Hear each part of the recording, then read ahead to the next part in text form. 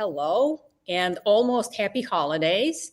Very exciting episode. It's the last episode of season 1 and it's episode 49. So very excited to have Candace Freedenberg with us.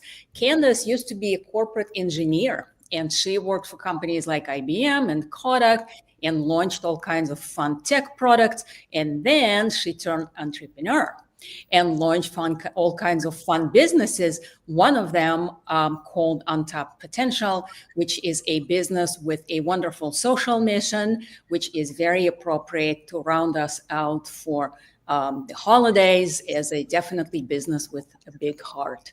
So welcome, Candace. And what is on your mind? Thank you, Elena. Thank you for having me. I'm happy to be here. This is a fun and exciting way to kind of round out the holiday season and really looking at 2024 and everybody's like packaging up what they're going to do next in 2025. Really, the question is now the time to scale, and really the decisions around that and what's holding me back, and just thoughts on that as a founder and entrepreneur. Awesome. Hey, Candace, I have a question for you about that because I've been thinking about this question ever since we decided that this was the right title for this episode. And I'm wondering, when you say is now the right time to scale, are you talking about like, is now the right time to scale because people like to put it off? Or are you thinking about it more in the terms of like, is right now, like given the conditions of the economy and whatever, is this a good time to scale? Was just sort of interested in how you were thinking about that question. Can I guess that your answer is going to be yes? Yeah. Go ahead.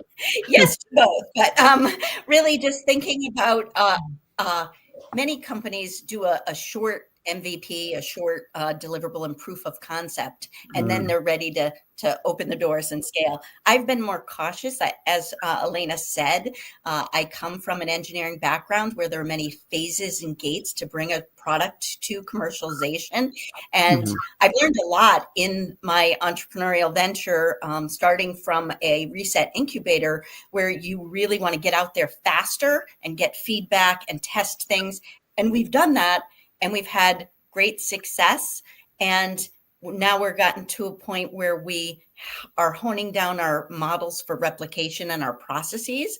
But still, it takes investment. It takes things of that nature. So when is the right time to kind of invest and say, this can be brought to 5 cities. This can be brought and those kind of questions. So hopefully I answered your question, Jeff. You absolutely did. And I'm going to butt in because you know what we absolutely need to say. What is this business? What is the mysterious untapped potential that you want to take to 5 cities?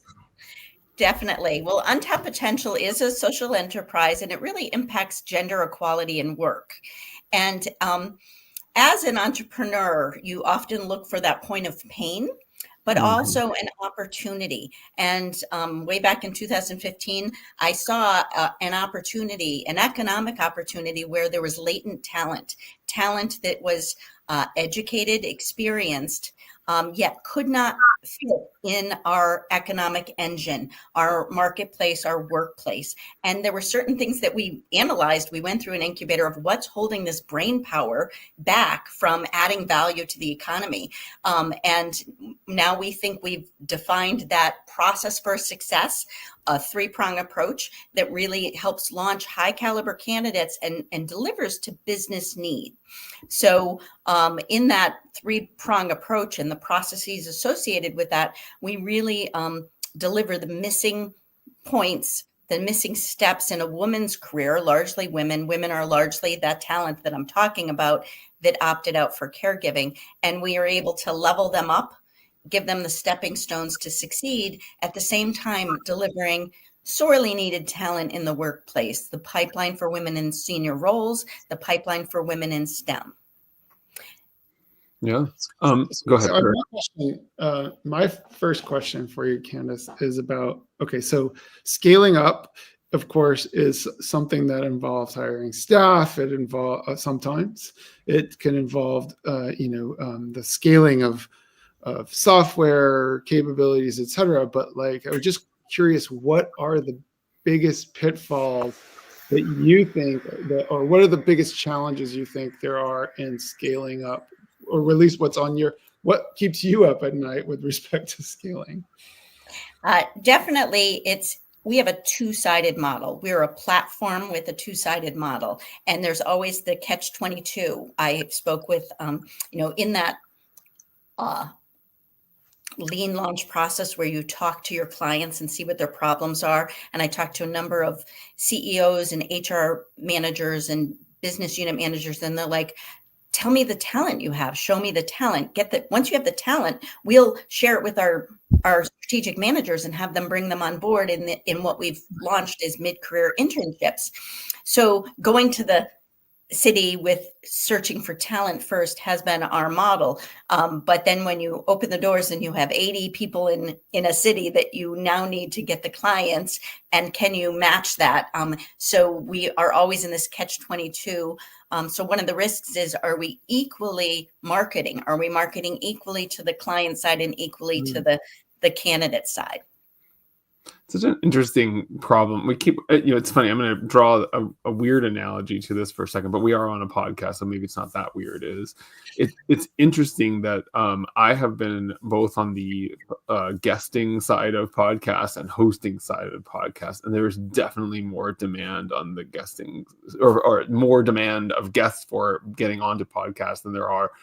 Like, we have no problem, booking people out until, I think we're booked out until May or something crazy like that. It's very easy to find guests. And so there's a platform called Podmatch where you can actually sign up as a host or sign up as a guest. And what's interesting is, it's like, I think hosts tend to leave it pretty quickly because they find themselves drowning in guests. And so that, anyways, there's the same sort of mismatch that you're talking about. But how do you deal with that mismatch? How do you get more of the people on the other side of the equation so that you can really provide that value to as many people as possible? Yeah, well, I think that we're definitely serving our candidates, the stay-at-home moms, the talent ready to go back to work, in a longer-term preparatory process. So it's okay for us to have them, and we're serving them. The funding we make from the matches are inherent social enterprise, where a social enterprise has a double bottom line. Inherently, we are serving our demographic through our business process. And so the candidates are definitely evolving and maturing in their marketability through our preparatory process, our career services, our skill up services, and our mock interviews and client interviews.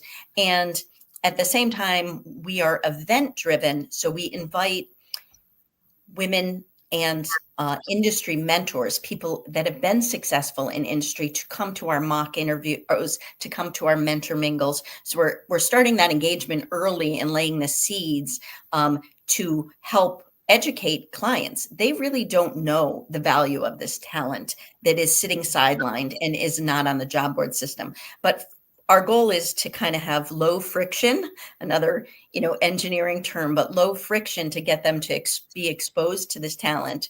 Even if they don't plan on hiring that person right then, they understand the caliber and then go out to their workplace and have their eyes open of where that caliber might fit, and then attend our next event with a sharper image in their mind of what roles the talent might play. So it is on both sides. We work towards that low friction to get engagement. And then we have our matching events that are industry centric, speed interview events, if you will, for both the clients and the candidates. And it's all a narrowing down to find that right match. And we're really all about, unfortunately, for good and bad, a high touch approach where we know the candidate well through the process that we've developed. And we focus on growth industries and forward-thinking leaders that want to make an impact in gender equality, that are, outwardly focused on diversity, outwardly focused on increasing women in senior roles. So we're able to align those kind of metric-driven approaches to bring the two parties together. Like a true engineer, right? I wanted to ask a question about because it's a different model, right? This is, I think my guess is that the people who are working through your as applicants through your platform are okay with the concept of, sort of a different model of work. And so they may be a little, at least my guess would be that's a little less difficult to convince people to join. But the companies, there's so many sort of traditionalist, it's got to be, even we're seeing all this return to office and whatever, like even that remote thing has thrown people off and is making, upper level executives mad, et cetera. Is it hard to convince companies to think this way? And how do you address that problem? It is definitely a challenge. Folks are open to the conversation, and the conversation has changed over the years, given, all of what we've gone through pre and post COVID. Really, we're aimed at fixing that leaky pipeline that McKinsey highlights, that 51% of the workforce was, women in the early career. Women and men are equal, yet you get to first level manager, second level manager, and that you're leaking people out, and you're really leaking people out of the pipeline. And one of the reasons why is we're still in a workforce mode that's like the industrial age, only we live in the information age. We're still in the mode of traditional family having a spouse at home, only we're living in an age where we have dual career couples. So Untapped Potential's tagline is advancing business and reigniting careers. And our first and foremost is try to change some of the processes and barriers that are keeping this talent out. Because as a economic engine with a GDP, we want to see it grow, and we can't take 50% of our society, educate them and say, you can only work for 9 to 13 years. And then, if you need to opt out for 1 to 3 years for your family, there's no way you can get back in. Yet we're doing that. You may say, oh, they can apply on a job board. When we say we have a different model, we have a different model from that job board. And it isn't the black hole that even people in the industry face when they want to pivot to a new career. It's even harder barrier to have your resume get into the pile, never mind the top of the pile, for a role you might very well be qualified for. But the fact that you were out for over 18 months is just going to keep you sidelined forever. Well, and it's so fascinating because I've become very, very active in networking in the last year, just in general. And I think, one of the things I often say to people who are looking for jobs is I'm like, by the time a job is posted, it is too late. Because you see it on LinkedIn all the time, like a job posts and literally like within an hour, 800 people have applied. And so to your point, it's like, well, when 800 people applied, all those 800 people, the easiest thing for the hiring manager to do is just toss all those in the trash, because I don't even want to deal with this. And so what they end up doing is connecting with somebody that they trust, or somebody they know trusts, right? And so how do I create the personal connection that's going to lead to somebody getting a job? So I totally get your point. Is like, it's obviously even that much harder when really what I find is that the hiring teams, the acquisition teams, are just trying to disqualify as many people as possible. So anything that could disqualify you will disqualify you because I want to get rid of you. Right. And two things you said. Networking. That's one of our 3-prong solutions. We want to get women out of their mom box where they're in the PTOs and the sidelines and on the job board system, sidelines of the soccer fields, and then they're on board of this and board of that, and their time is filled. We want to have them network where their industry focus is, where if they're in finance, they should be at women of public finance meetings. They should be in the spaces where their field is being discussed.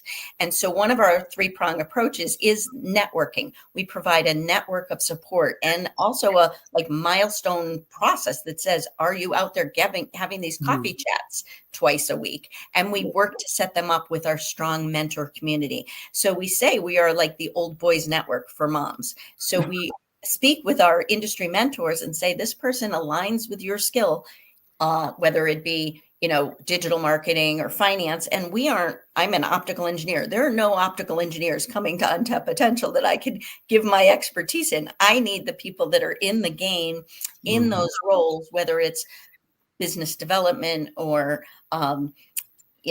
financial analysis, business analyst type roles, and can give them the jargon that they need to put on their resume, that can highlight, be the benevolent listener to their elevator pitch and say, if you mention this or brought in, name drop your old company, things like that they feel are valuable. It gives that advice, that network of support. The second thing that you highlighted was, yes, it's an upside down equation, kind of like applying for college. There are 300,000 applicants for, the spots at Harvard because of the Common App. I'm a fan of technology. I came from IBM. I understand that it can filter out keywords. However, they have too many. When it gets to be too many, like you said, and the gatekeepers are just looking for reasons to knock them out. Right. So we have had candidates that have attended our speed interview events, and they had 20 years of raising children, volunteering, doing things that you might not call work. And they got 2 job offers at our events. We've had other women that raised 4 kids and were in IT pre-kids, serving Westlaw and legal entities that were avant-garde with regard to IT, and then starting at the executive C-suite of Delta Airlines providing IT advice, opted out for 16 years and got 2 job offers. So the idea that these people would apply and not get seen at all. So when we say we make the invisible visible. Yeah, absolutely. I mean, I have a question, Candace. You mentioned that you have a dual platform, right? The platform that starts with consumer, the mom, right, and the other end, which is the employer offering. In scaling up to today, where did you start from, and how it unfolded? Was that an employer offering first, and then you kind of started corralling your workforce, or was it the other way? I would say because we went through the social enterprise incubator, and I don't know if you know of Steve Blank and the Lean Launch Coursera or Udemy course, but I was out doing informational interviews on both sides. I knew I needed to pull both parties together. And I got advice from some of the HR managers at 150-year-old companies. Show us the talent. What talent are you talking about? So I needed to garner those candidates. And we held a Tap Into Your Potential was the title of the event. And we started it as a ladies' night out. So we've been a fan of meeting people where they are. And we started out with that ladies' night out. We had library info sessions at the local libraries. We went to mom groups that we knew of, and had, even when we had certain library events, we even had kid activities. And really now, it's coffee shops. And what we do is an incremental get to that professional setting. So our second prong that we haven't really illuminated is skilling up. So we skill up women in, Tech 101 of how the office has changed. We do it with partners that are technology providers. I don't do it myself. We skill up in key things that they might not have been exposed to, but are out there in spades. And the clients tell us, if you had women with these skills, we'd hire them. So data analytics, cybersecurity, digital marketing, agile and scrum management. And we have 6-week courses, again, through a technology provider, a nonprofit that supports us. And we offer those 6-week courses. But we start with, those ladies' night out, info sessions at the library. Then we go into, a coffee venue. And then we are at incubator space running our skill up sessions where they feel like they can walk in, they can belong. They don't have the imposter syndrome that this is ABC company. We also host some skill up sessions in partnerships with big corporations on their 23rd floor. They host us in a learning session around a topic like Agile and Scrum. And then our candidates bring their bag lunch for the day-long course, and they're sitting shoulder to shoulder with the employees of that company. So they start to osmosis feel like, I had a conversation with them and I'm kind of like them. I'm not that different. And then they can go to the speed interview events. We've had people cancel like the day of the speed interview events. And so we added on the layer of mock interviews so they'd be more comfortable. And those now are done by Zoom. And, it's that incremental exposure to get them from point A to point B. Is that the third prong, the mock interviews, or is there something else that you do? The third prong is it's very specific, but it's generally engagement.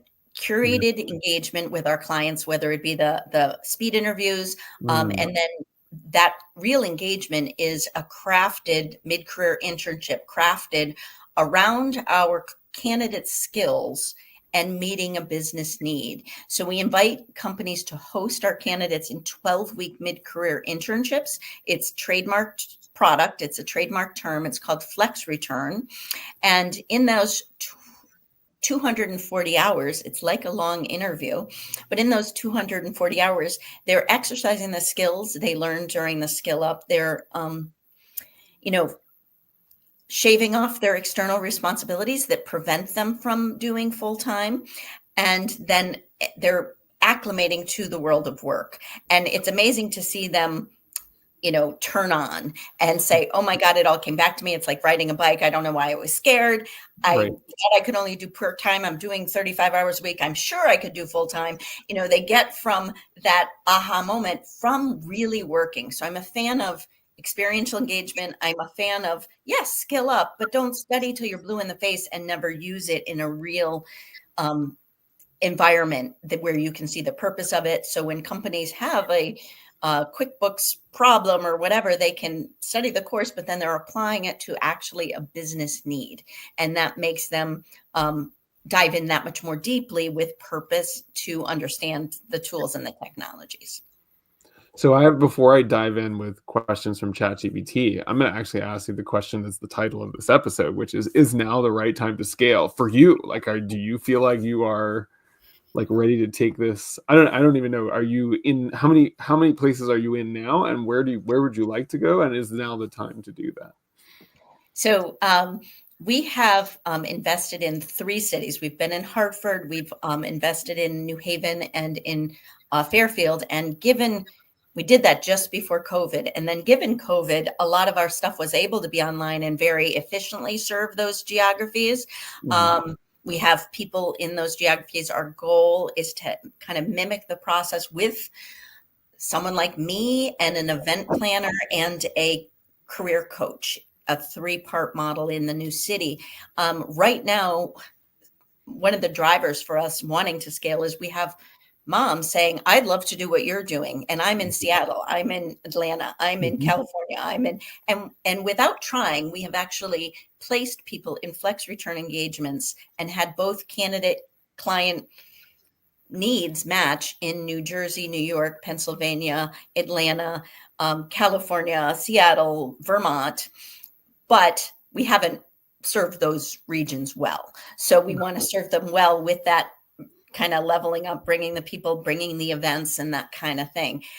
So we have started marketing in New York, New Jersey, Atlanta, and DC. Now we have the candidate side. We have maybe 3 off, clients that I happen to know or whatever, but we haven't formalized that process. So that's where we are in numbers of cities and things. Awesome. Well, let me let ChatGPT's Dinah ask you a couple of questions. I always ask people, do you want absurd first or thought-provoking first?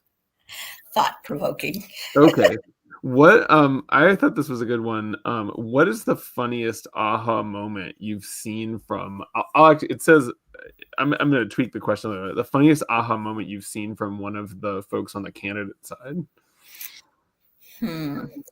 See, thought-provoking. I love that. It could be more interesting. It could be interesting or funny. It doesn't have to be. It doesn't have to be funny. Yeah. Well, in reality, There's a couple things that are different about our demographic. They have a longer lead time. They're usually home for a different for a reason, and they're funded and different things.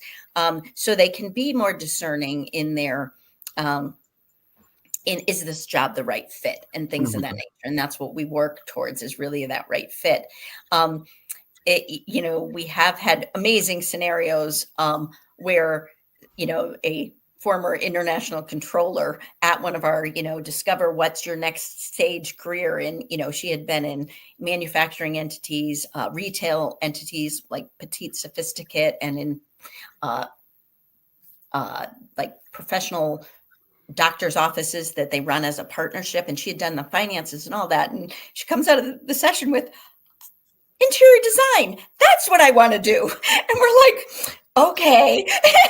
And, so there's always that, discovery of what is their real passion. What are they going to be excited about in this second stage career? That's one thing.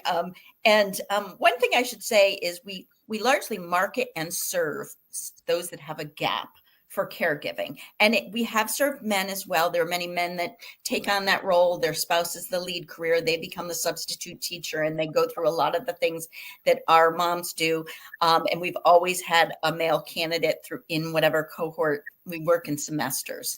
And the other thing is, while our marketing speaks to that, we're really about gender equality in work. And there's many moms that come to us and say, love what you're doing with this flexibility. I'm, a marketing manager for a European company. I can no longer travel internationally and work 10 hours a day with a 3 and 5-year-old. Find me something, and we're on it. And so we serve that, what we call opt-out Olivia. She's about to leave the workforce anyways, and we want to get her into something flexible so she retains her skills during those, what we call messy middle. The third persona, where we have stay-at-home Sarah, opt-out Olivia, we have transition Terry. She is the working woman, stayed working through all these years, and was the 4:30 pickup, the meeting all the school teachers for the conferences, the sick days, the snow days, and she didn't say yes to the stretch assignment. She didn't say yes to the high visibility client. And now she looks around and she's like, everyone's been promoted around me, and they don't think I'm a leader, but my kids are self-sufficient in high school. I need to pay for college, and I should be promoted. And so we help them with their branding and how do they navigate that in the workplace that they're in, or we get them in front of one of our clients that wants to promote women to senior roles and is looking for that ready to lead person. Interesting. That's all right. scary. That was, yeah. Let me ask you, I'll go with this absurd question. It's kind of absurd, so you're welcome to just be like pass or laugh or whatever. But it says, if Untapped Potential were a superhero, what would its superpower be, and who would its arch nemesis be? That's what ChatGPT is on. Okay, I don't think that's a silly question. Okay. It's a tough one, but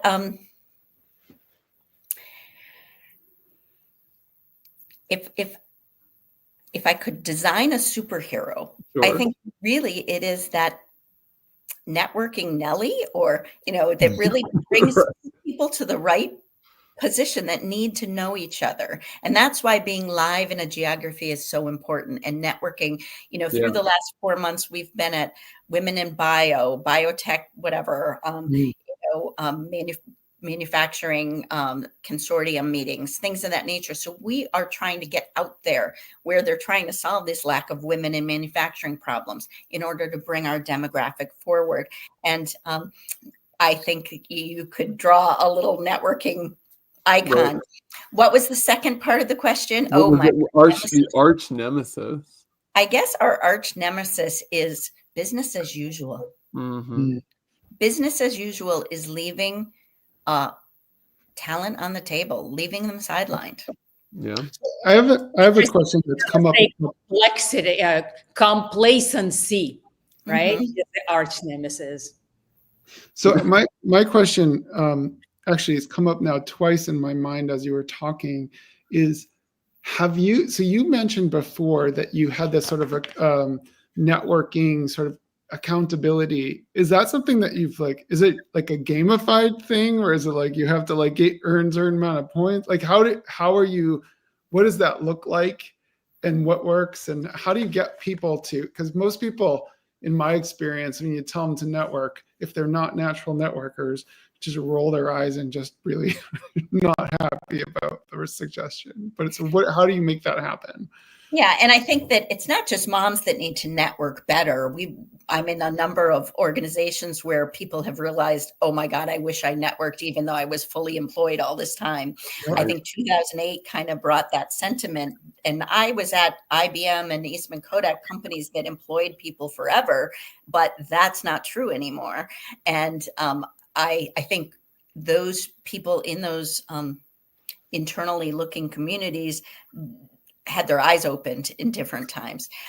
So as far as gamifying it, I actually have done it in a way, but it's not digital. It's more that old fashioned kind of like, and I'll tell you where I got the idea, but we do it in two different time periods. We do it in the summer, and it's a bucket list, what's on your bucket list, and you have these different things you have to do. And then the other is, and I'm blanking on the name of it, but it has different, I got it from a workout center. So the workout center said all these things you had to do in order to get points. So women actually come on board and they get an accountability partner, and then they get points for the accountability partner confirming that you've done these things. And they're on these different tracks. One is about you, and you really need to rediscover who you are. And there's certain exercises you can go through about you, and it yields that elevator pitch. We really need that deliverable, and we need it to be tested. And that's one of our deliverables. It's one of our workups. We have 3 workups: workup elevator pitch, workup resume, and workup interview. And in that, there's many steps or incremental micro steps they could be doing. But the other parallel is growing your team. And there's individual things you need to have support around you. We need to be navigating our family situation, our school coworker, our school comrades in caring for our kids. So they need to grow their team. The other is that networking, and we have to have their accountability partner give them that point for having a coffee, attending a networking event, attending an industry event.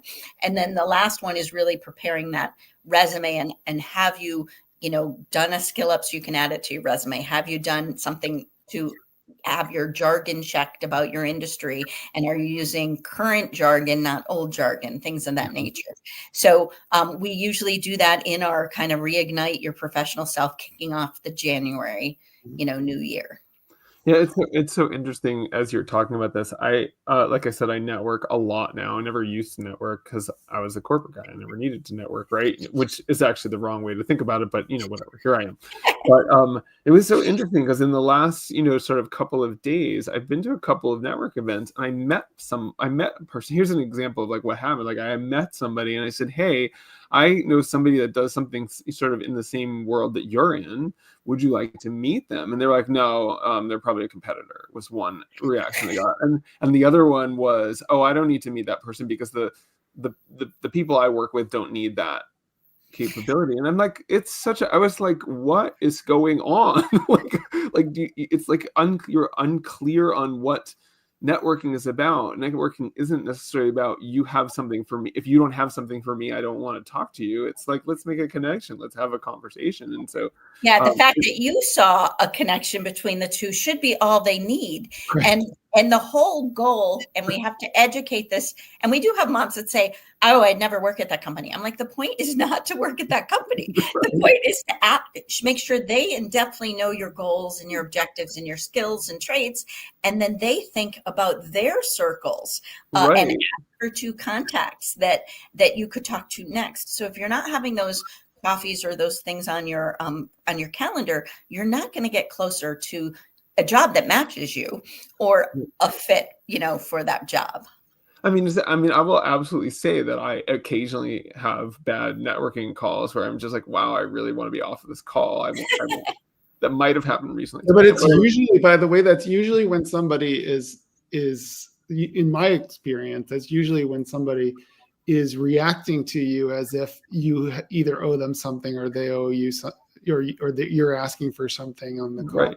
I'm going to stop us there because we're now at 35 minutes. And as I said before, it's usually 30-minute episode. But before we go, Candace, we like to go around and have everybody say one thing they got from the episode. One of the hazing rituals we do at this on this podcast is we make our guest always go first. So you have no time to think about what you're going to say. What is one thing you would like to leave our audience with, Candace? Number one, I'm thinking I'm going to get on that gamifying that challenge. It is called the Returners Challenge. So I'm going to gamify the Returners Challenge on our online website. Awesome. That's awesome. Well, before I jump in with my one thing, Candace, what is the best way for people to connect with you? We are at potential.org. And we also have, link in bio from there with our Facebook, our LinkedIn, and our Instagram. They can also call us at 860-499-3788. Awesome. Well, I will say for me, obviously I'm very interested in all this, the networking. I'm going to sort of say two things instead of one thing. Sorry, folks. But the networking thing is very interesting to me, partly because I actually co-host another podcast that is all about networking in Boston, and specifically, but we talk about networking all the time. And so I'm really fascinated about this, but this idea that you need to actually train people how to network is really important. And then I also really like the point sort of along that same vein of there's a lot of things that people in the workforce need to be trained on that they aren't trained on, and certainly even more so if you, for all good reasons, have taken a break from that workforce, is how do you learn how to sort of navigate all of that stuff that everybody sort of, I think, has this sort of view of like, oh, politics and all that stuff is like icky, but it's like, it's not icky, it's just real. So let's, how do we train people how to deal with it? So that's what I will take away, and I will pass it to Elena. And you stole the words out of my mouth, my friend, because I was actually going to talk about networking as well, but I would skip that because it is very important.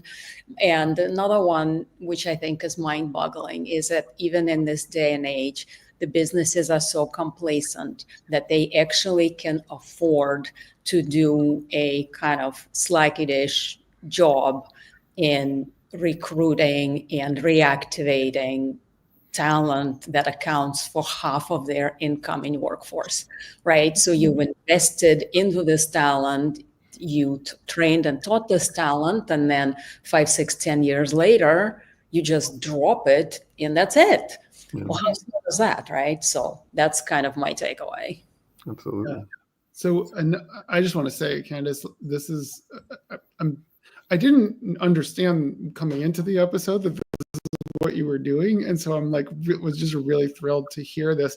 It's actually, if you ask my wife, she'll be like, oh my goodness, you've been talking about this concept, this kind of thing for years, like this untapped potential. And actually, Jeff and I were talking, I think this was a year ago, Halloween. This guy was like kind of in this position of being out of a job and trying to figure out what to do next. And he was like, this is what I want to start, is this. So you're the first person who we've talked to who actually went forward and did it. And so it's amazing to see this is actually moving forward. And I'd be really interested to see, how do we get you to do this in the Boston area? Be happy to chat about this outside of this. I would love it. There's a great women's community in Boston. We have an advisor from Boston, and we have a candidate that moved to Boston. So we should be there. Awesome. Yeah. Okay. And then the other thing I want to bring up was, and this is really a topic that maybe we could have spent a whole episode on that we didn't really necessarily get to, is how do we re-educate these traditionalist companies to start thinking about how to support the talent pool in a way that actually is beneficial to everybody, not just including hiring people, but also including this whole concept of how can we get companies to be supportive of people once they come back, because it's not like your kids go away just because you're ready to go back to the workforce. I tend to be the one at home in the afternoons, and I work for myself, so it's easier for me to be flexible. But I'm the one, often driving the kids around. My wife does a lot of it too, but it's hard to schedule meetings. It's hard to whatever, and the companies really need to adapt to the reality of people's lives rather than just forcing everybody into a box. So that's kind of the thought I'd like to leave with. And as I said, I think that could be a whole other episode of discussion. Candace, this is amazing to see what you're doing. Super excited that you're out there doing this. And I want to thank you on behalf of Jeff and Elena and Twinning Strategy in general for joining us. Thank you. I appreciated the opportunity. Thank you for having me. Thanks so often. Happy Awesome. holidays. Awesome to have you. Happy holidays.